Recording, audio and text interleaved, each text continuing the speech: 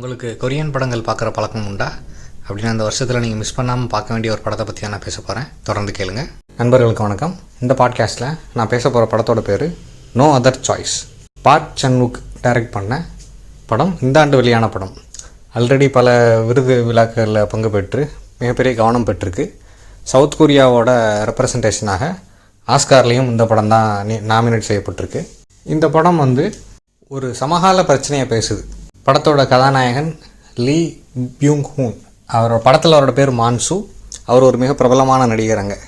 2005 அவர் நடித்து வெளிவந்த better sweet life படத்துக்கு இன்னும் ஒரு பெரிய ஃபேன் ஃபாலோயிங் இருக்குது. அந்தளவுக்கு பிரபலமான படம். படத்தோட கதை என்ன அப்படின்னா, மான்சு ஒரு பேப்பர் தயாரிக்கும் நிறுவனத்தில் வேலை பார்க்குறாரு. நோட்புக் பேப்பர், நியூஸ் பேப்பருக்கான பேப்பர்லேருந்து ரூபாத்தால் அச்சடிக்கிற பேப்பர் வரைக்கும் இந்த மொத்த படமும் பேப்பர் இண்டஸ்ட்ரியை பற்றி தான். அந்த இண்டஸ்ட்ரியில் வந்த மாற்றங்கள், அதனால் ஏற்பட்ட விளைவுகள் தான். கிட்டத்தட்ட 25 வருஷமாக அந்த இண்டஸ்ட்ரியில் அவர் வேலை பார்த்துட்டாரு.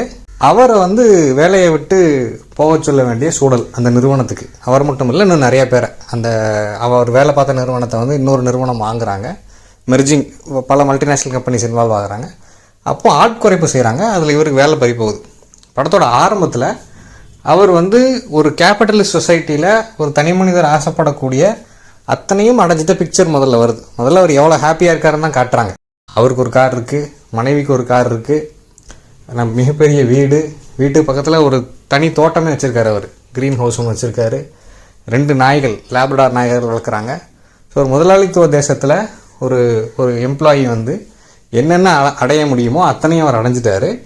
அதன் பிறகு தான் இந்த வேலை சிக்கல், அதனால் வேலை பறிபோகுது இதெல்லாம். அப்போ வேலையை பறிச்சுட்டு அவங்க இந்த எம்ப்ளாயீஸுக்கு அடுத்த கட்டத்துக்கான பயிற்சி வேறு கொடுக்குறாங்க. இவங்க வேலை இல்லாமல் இல்லை, இனி வேலையை தேடிக்கிறதுக்கு அவங்க என்னெல்லாம் செய்யணும் அப்படின்றதுக்கான ப்ராக்டிஸ் எல்லாம் கொடுக்குறாங்க. மெடிடேஷன், இது பல மாதிரி பண்ணுறாங்க. அதன் பிறகு இவர் வேலை தேட ஆரம்பிக்கிறாரு. 3 மாதமாக தேடுறாரு, வேலை கிடைக்கல. அப்புறம் 13 மாதத்துக்கு அதை ஜம்ப் ஆயிடுது. அது வரைக்கும் அவருக்கு வேலை கிடைக்கல. அப்போ அவர் சின்ன சின்ன வேலைகள் செய்கிறார். சூப்பர் மார்க்கெட்டில் இந்த மாதிரி வேலைகள் செய்கிறாரு. அவருக்கு வேறு எதையும் செய்ய விருப்பம் இல்லை. அவர் ஒரு தகுதி பெற்ற நபர். அவர் இந்த பேப்பர் இண்டஸ்ட்ரியில் தான் வேலை செய்யணும்னு நினைக்கிறார். வேறு எந்த ஒரு சின்ன வேலைகளையும் செய்ய விருப்பம் இல்லை. அதாவது கேபிட்டலிசத்தோட அந்த ஐரணியை சுட்டி காட்டுறாங்க. எப்படி சில இந்த மிட் லெவல் வேலைகள்லாம் இல்லாமல் போயிடும். ஒன்லி டாப் லெவல் வேலைகள் இருக்கும், இல்லைன்னா மிக குறைந்த அளவு வேலை தான் இருக்கும். இந்த இடைப்பட்ட வேலைகள்லாம், மிட் லெவல் மேனேஜ்மெண்ட் அப்படின்ற வேலைகள்லாம் எப்படி இல்லாமல் போயிடும் அப்படின்றத தான் சுட்டி காட்டுறாங்க. அவர் தொடர்ந்து இன்டர்வியூக்கள் அட்டன் பண்ணும்போது ஒவ்வொரு காரணம் காட்டி அவருக்கு வேலை தட்டி போய்கிட்டே இருக்குது. அப்போது ஒரு சூழ்நிலையில் என்ன முடிவு பண்ணுறாருன்னா, ஒரு என்ன ரியலைஸ் பண்ணுறாரு அப்படின்னா, நமக்கு இனி ஒரு வேலை கிடைக்கணும் அப்படின்னா நமக்கு காம்படிஷன் இல்லாமல் ஆகணும் அப்படின்னு முடிவெடுக்கிறார். அப்போ காம்படிஷன் இல்லாமல் ஆகணும்னா காம்படிஷன் யாருன்னு கண்டுபிடிக்கணும்.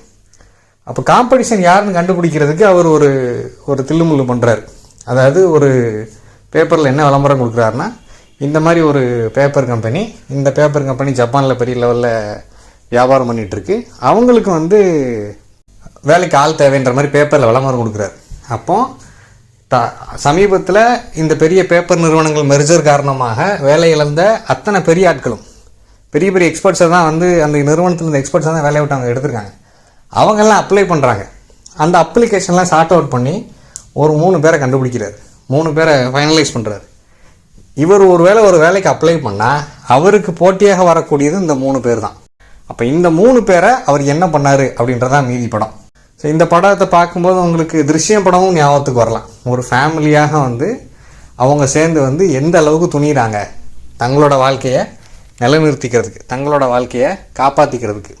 இப்போ முதல்ல வேலை பறி போன உடனே அவங்க குடும்பத்திலேருந்து பிரிக்கப்படுற முதல் விஷயம் என்ன அப்படின்னா, அந்த நாய்களை அவங்க கொடுக்குறது தான்.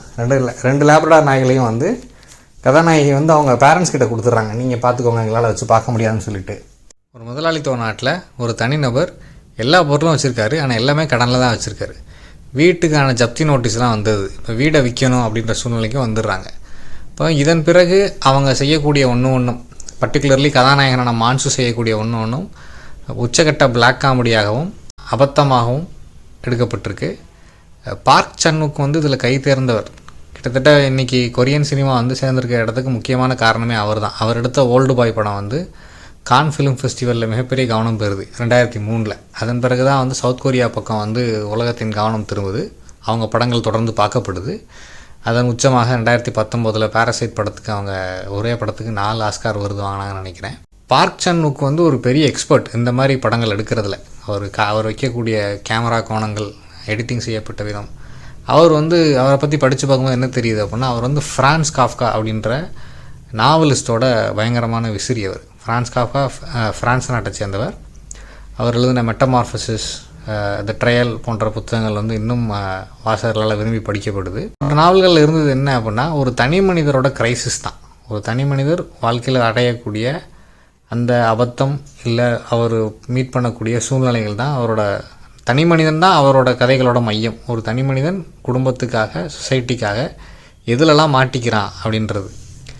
அப்போ அவரோட படங்களில் வந்து அவரோட ப்ராட்டகானிஸ்ட் வந்து கிட்டத்தட்ட அந்த நாவல்கள் அந்த கதாபாத்திரங்களோட சாயலில் உருவாக்கப்பட்டவங்க தான். அரசாங்கம் இதுக்கு எந்த இதுவும் செய்யலை. அரசாங்கம் பாலிசிகளை டிசைட் பண்ணுறாங்க, அதனால தான் இதெல்லாம் நடக்குது.